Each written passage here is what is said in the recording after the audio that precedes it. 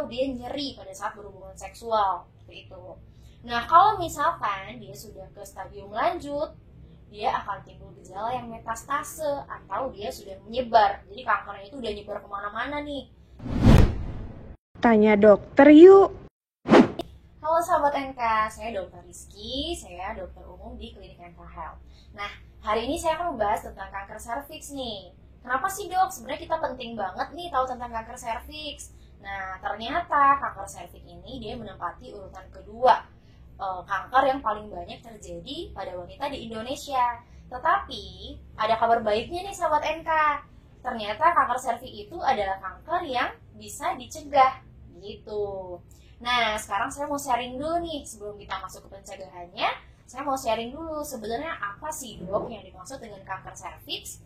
Nah, kanker serviks itu adalah suatu keganasan yang timbul atau yang tumbuh pada sel-sel leher rahim.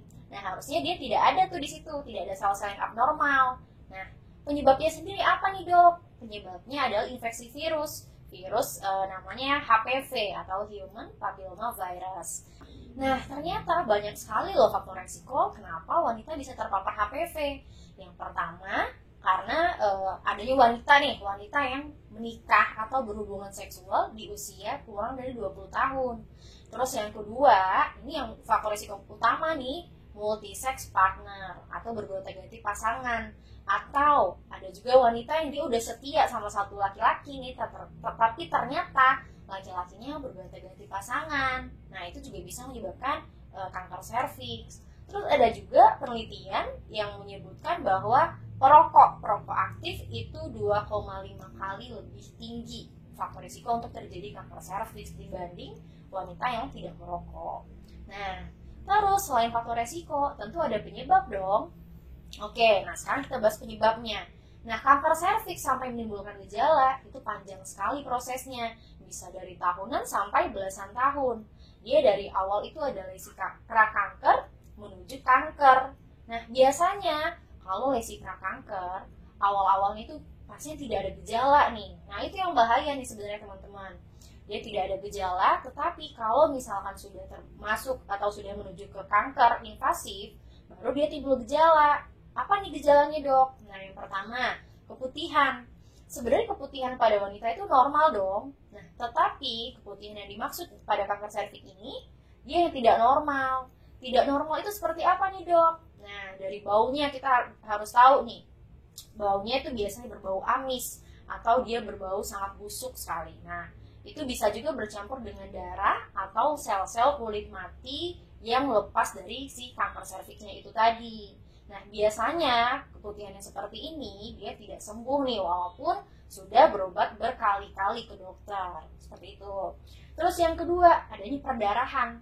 Perdarahan itu bisa yang spontan ataupun yang pasca kontak. Yang spontan itu misalkan siklus menstruasi. Pada wanita normal pasti akan terjadi menstruasi. Tetapi kalau misalkan menstruasinya itu panjang, misalkan 2 minggu bahkan berbulan-bulan, itu harus kita curigai dan harus dilakukan pemeriksaan lebih lanjut ke dokter. Nah, terus perdarahan pada pasca menopause. Harusnya wanita yang menopause kan sudah tidak menstruasi dong. Nah, tetapi pada penderita kanker serviks biasanya dia timbul gejala perdarahan.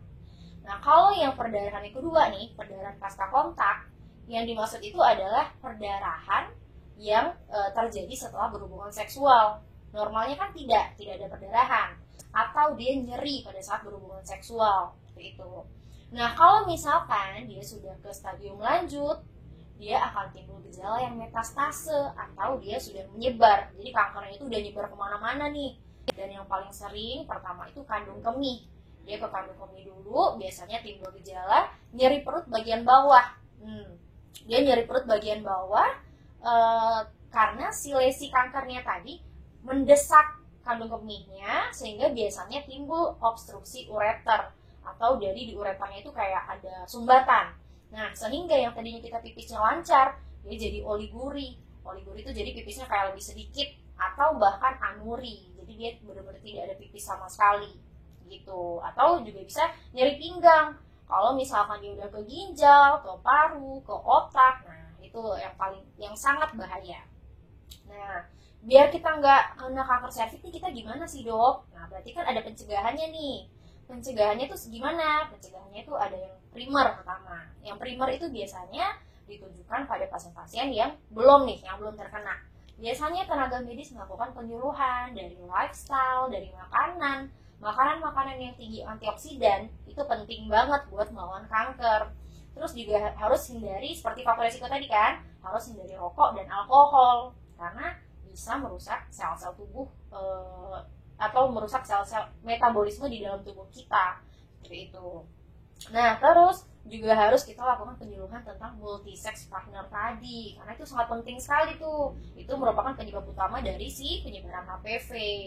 Nah, terus juga bisa divaksin. Nah, kabar baiknya tadi ada vaksin HPV nih.